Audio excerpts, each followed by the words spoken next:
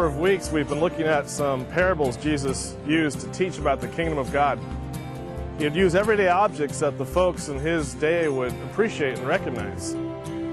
A farmer sowing wheat in his field, a servant who owed his master a lot of money, a young son sowing his own wild oats, a hidden treasure in a field, and a king who had some reluctant wedding guests.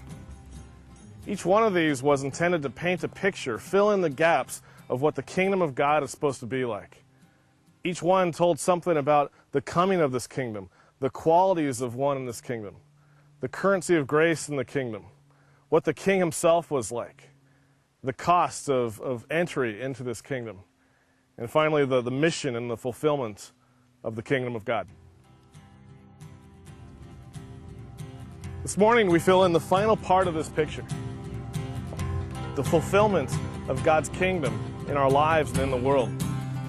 The story is set at the very end of Jesus' time with his disciples. He's teaching on a place called the Mount of Olives. And he's talking at length about the things that need to happen after he dies and before he returns.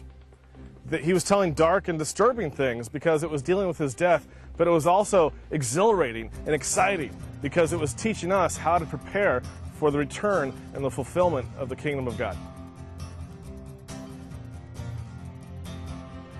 The very last parable Jesus told about the kingdom of God is maybe the most grand and the most stirring, but he uses something in the story that is neither grand nor stirring: sheep and goats.